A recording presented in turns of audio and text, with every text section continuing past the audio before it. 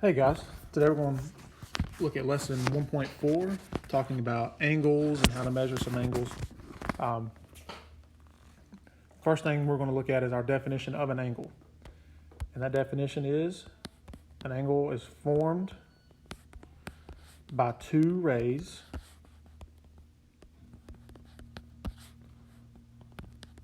with the same endpoint.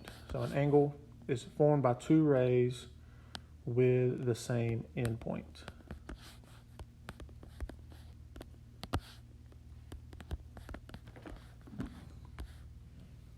And there are three different ways that we can name an angle.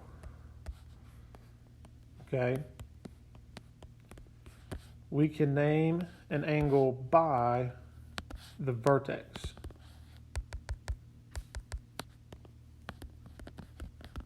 And that vertex is that shared endpoint that I was discussing earlier.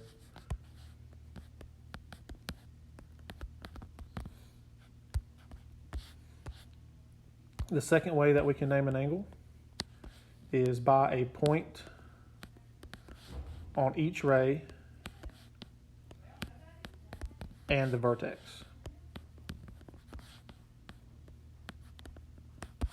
So basically using three letters to name an angle. And the third and final way to name an angle is by a number.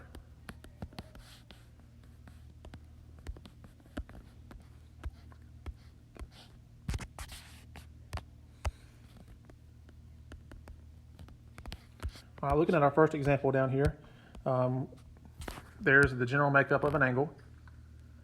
Here we have our two rays, which are, I call them the sides, and their shared endpoint would be B, point B here, which is called the vertex. So the first way we could name this angle is we could name it angle B. Using that vertex there. The second way to name this angle, we can use all 3 points. Now we have to be careful because when you're using all 3 points, you must put the vertex in the middle. Okay? You must put the vertex in the middle. And I'm going to make a note of that up here. Must be in the middle.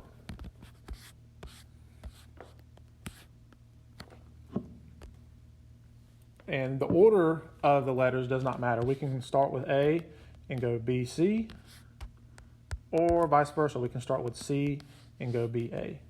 But notice either way, that point B is going to be in the middle there.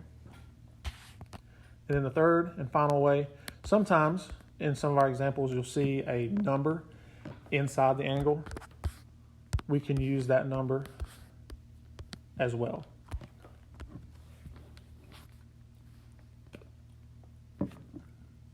All right.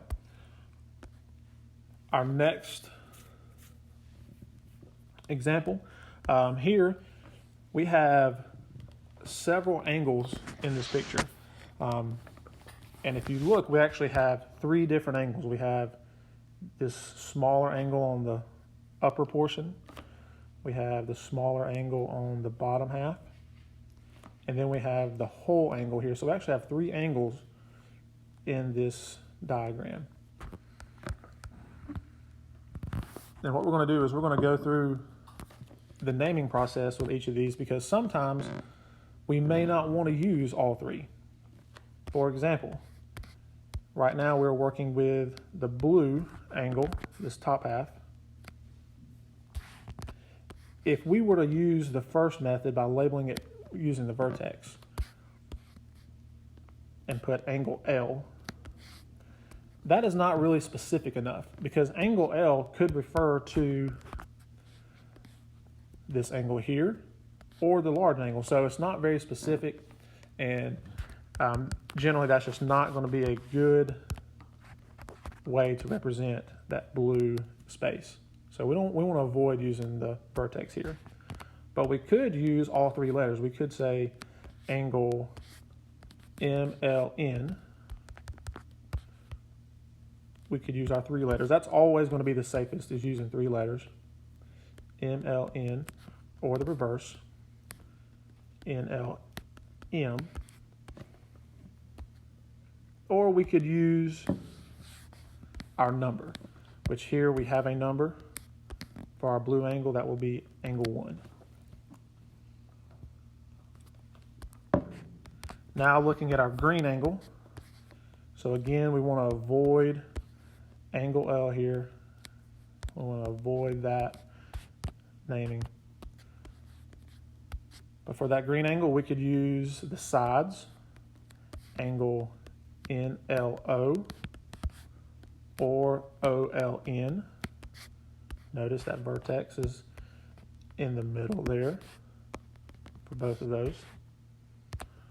Or we could use our number for angle 2.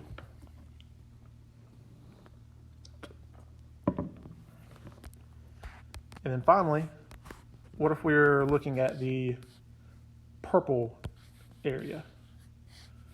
We're looking at this space. Again, I don't think angle L would be the best naming here because it can be multiple. So we're going to avoid L. But we could use 3 letters. Could use angle MLO or angle OLM. And here, this angle does not have a number. So we are unable to use the naming with a number. So just a little bit about angles and how we name them. And when you're going through your examples, you could just choose one of these methods. The safest would be always use 3 points. Sometimes it's a little bit easier to use numbers and the vertex.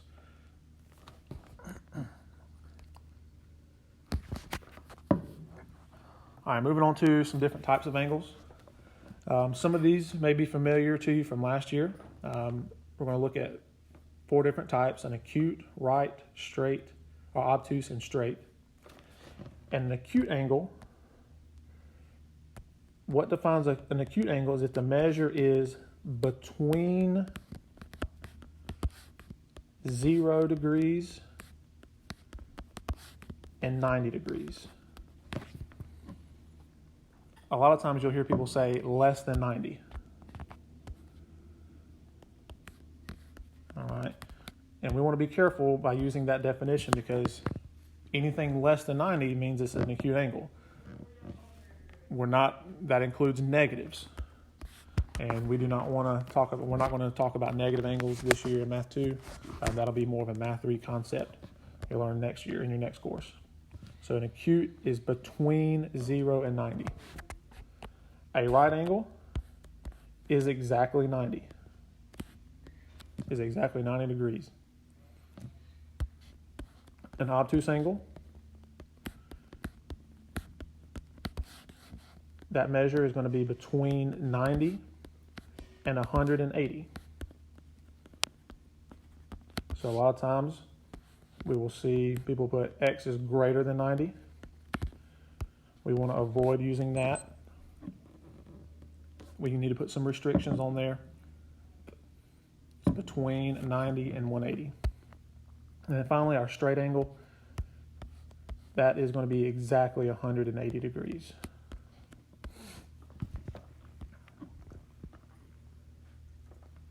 So those are your 4 types. And just, again, be careful of the acute and obtuse, making sure you're stating that it's between that range of numbers there. Now we're going to look at an example here in a moment of using congruent angles. Congruent angles, they are angles that have the same measure. And just like the congruent segments, you may see values or tick marks that will indicate that we have congruent angles. Here we have the tick marks. Each angle, angle A and angle B, have that one tick mark there in the center. So we're going to say that angle A is congruent to angle B. And what we're able to do is now set up our equation. Angle A, that is going to be representative of x plus 4. Angle B, the expression there is going to be 3x minus 8. And from there, we use our math 1. We're going to put all the x's on the same side. So I want to start out by subtracting x from both sides. I get 4 is equal to 2x minus 8. Now we're going to try to get the x by itself. We're going to add 8 to both sides, where we get 12 is equal to 2x. And one more step in getting the x by itself, divide both sides by 2. And we come out to our solution, x is equal to 6. So when using congruent angles, we can set the two expressions equal to each other and solve it using our Math 1 techniques.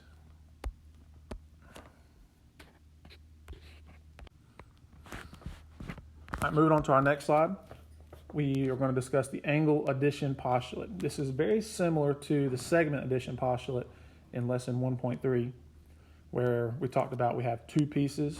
We can add those pieces together and get the whole. So here, the angle addition postulate states, if point B is in the interior of angle AOC, which we have angle AOC, B is inside of that angle. Then we have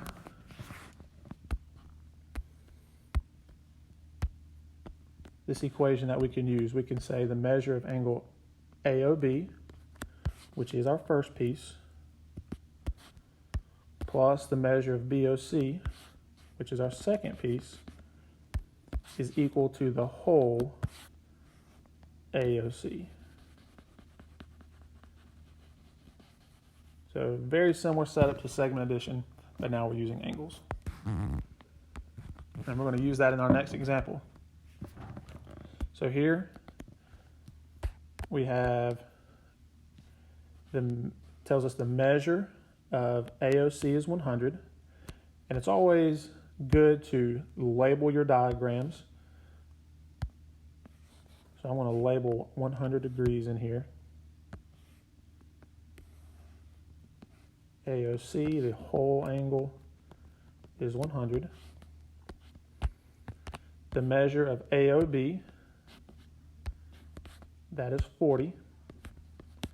So we're going to, AOB is this top section. This is 40 degrees. Then the measure of angle BOC is question mark. So that is our unknown value here. That is going to be our x. BOC is x.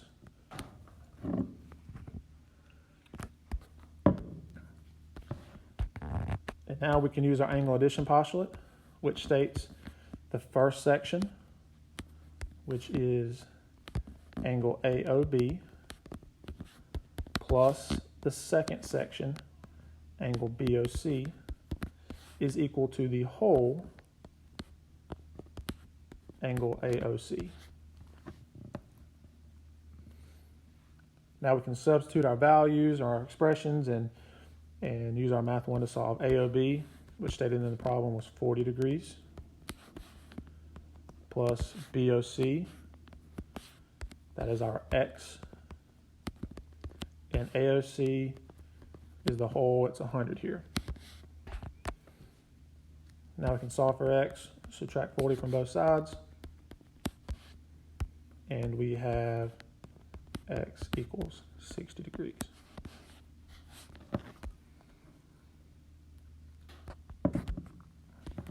Which in turn,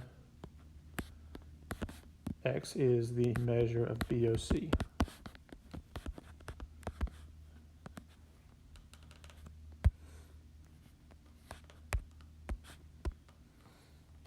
So as a quick example, working with the angle addition postulate.